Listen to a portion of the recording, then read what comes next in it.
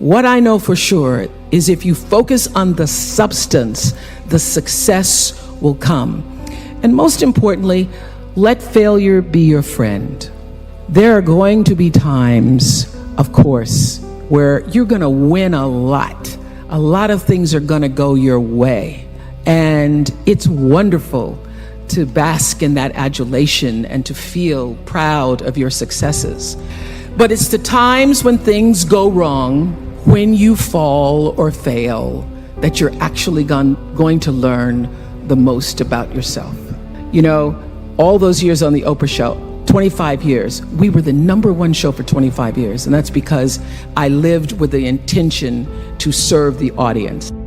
When I was able to shift the paradigm to start to looking at, wow, what I have instead of what I don't have, what I have instead of what I thought I'd lost, I was able to begin to turn things around.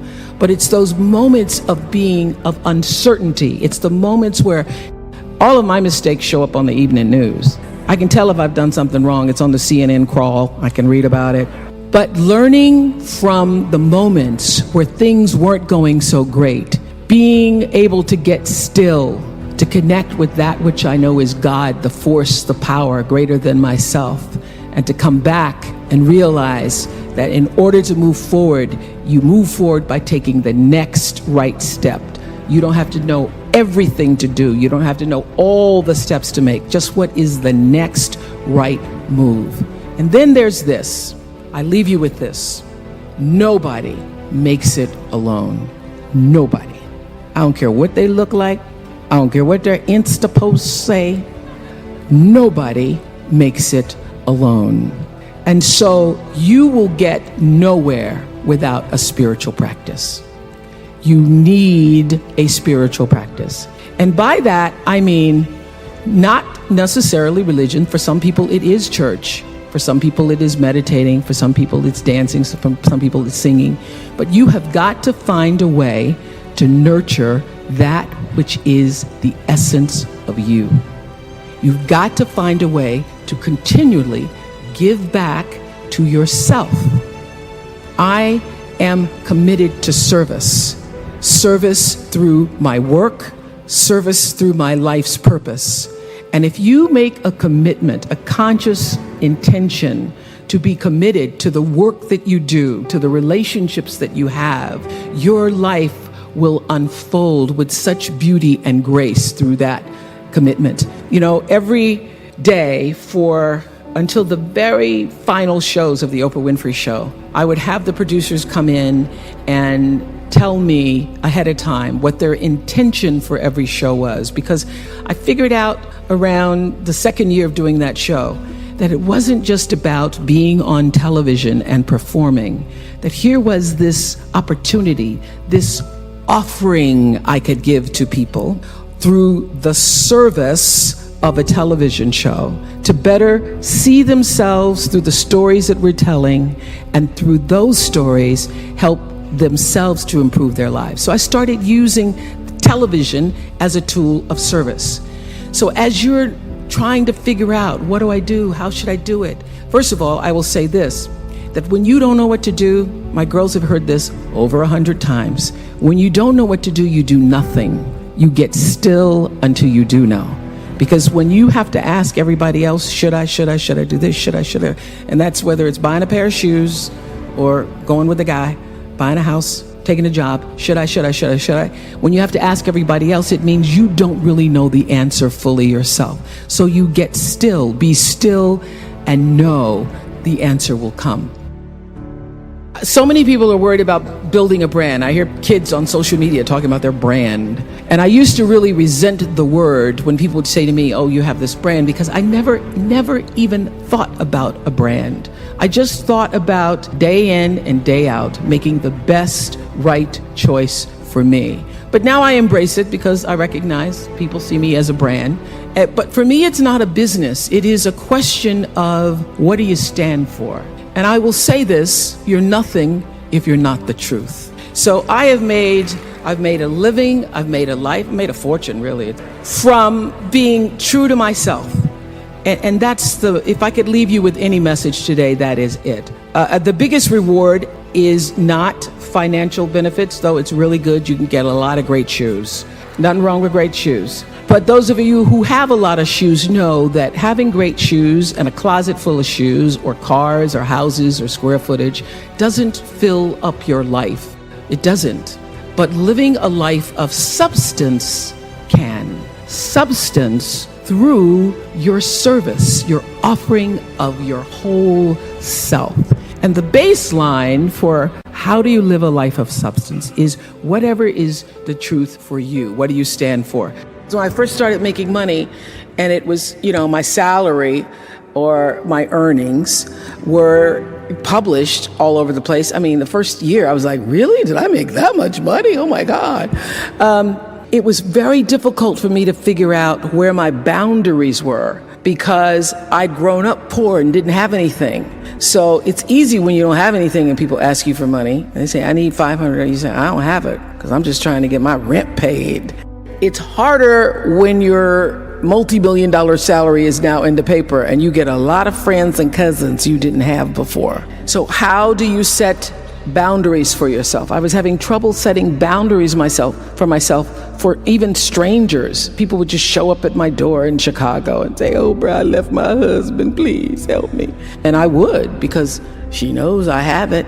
So what I learned is that the reason why people keep showing up is because my intention is to make them think that I'm such a nice person that you can ask me for anything, you can get me to do anything. I'm going to say yes, I'm going to say yes. So when Stevie called me this time, I thought I'd try out my first no on Stevie. Let's start big. He wanted me to donate some money to a charity, and I didn't want to donate to the charity because I have my own charities and I care about a lot of people, but the problem is when you have money, everybody thinks you just want to give to everything. So I said to Stevie no. And as a person who has that disease to please, I was waiting for him then to say, I will never speak to you again. I will never call you. I will never sing a song for you. And he didn't. He just said, okay. Okay? Okay, it's okay? He said, okay, check you later. What I learned from that is many times you will have angst and worry about things.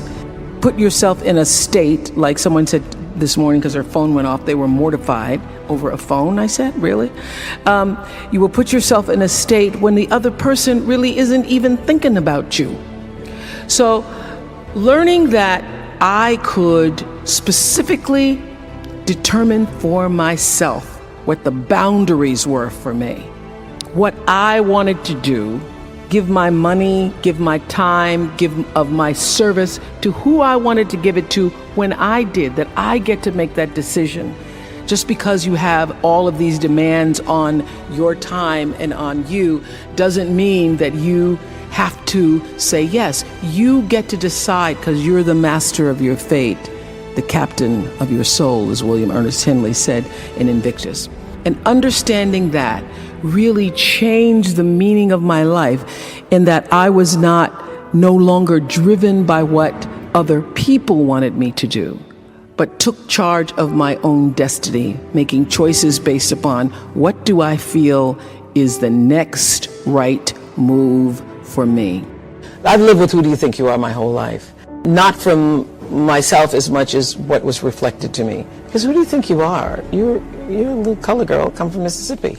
Who do you think you are? You're sitting up on national television. Who do you think you are that you can have? Who do you think you are that you can? So I used to fear hearing the term, who do you think you are? Or you must be pretty full of yourself. Now I work at being full. I want to be so full, I am overflowing. So when you see me coming, it ought to make you proud.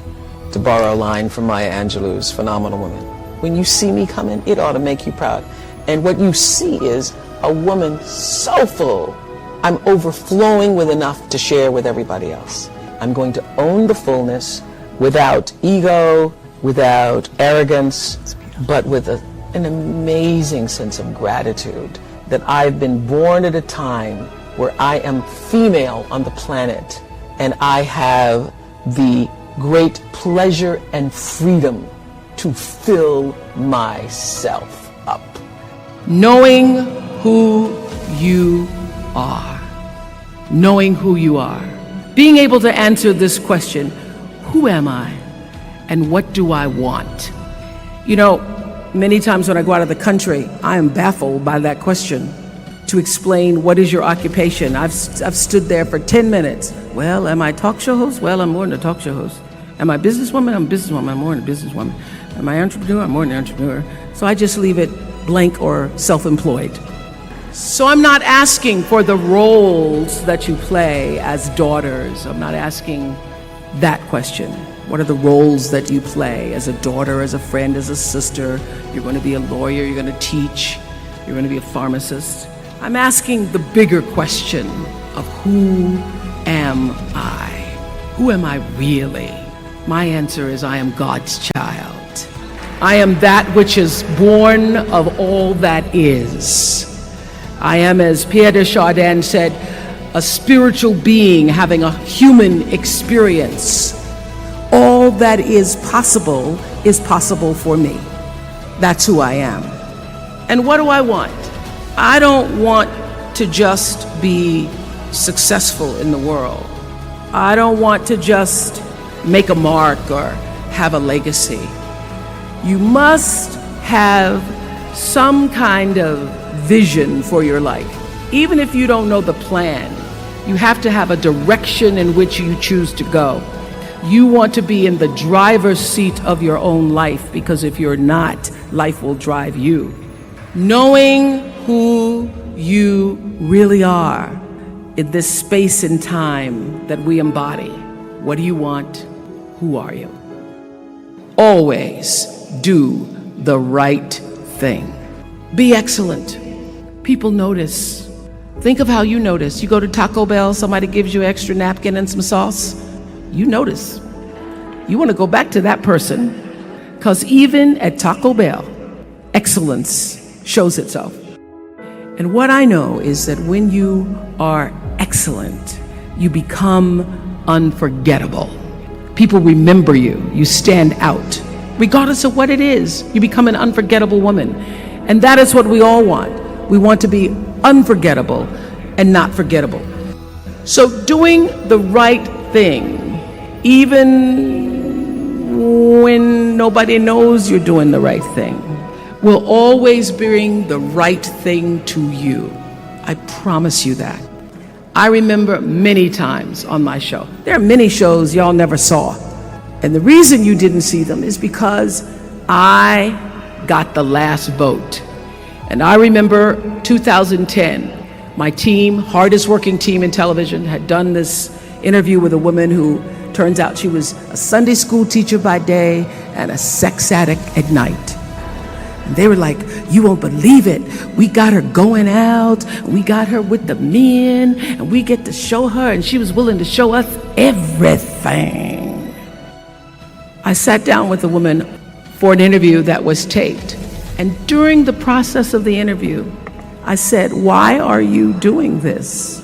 And she said, oh, I want to help people. I want to tell my story and I want to help people. I said, do you have children? She says, yes, I have a 10-year-old son. I knew right then, this is never going to see the light of day.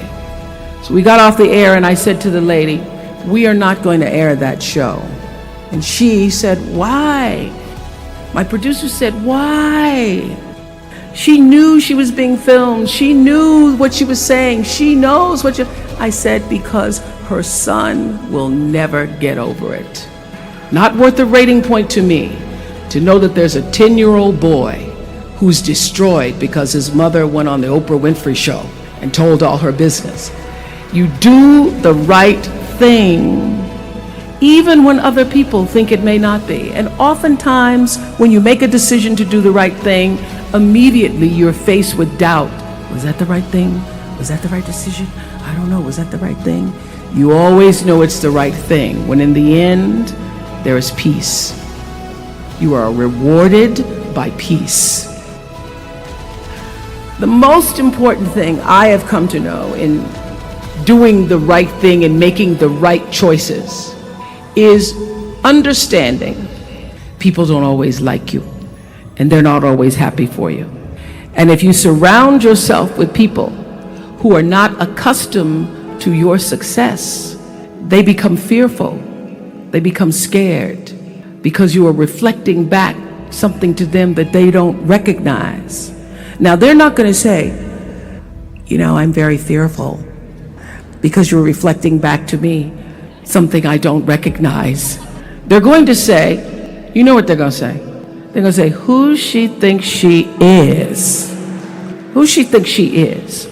That only happens when you are around people who do not mean and want and aspire to the best for you. People who want the best for you want you to be your best. So my greatest advice to you is to surround yourself with people who are going to fill your cup until your cup runneth over.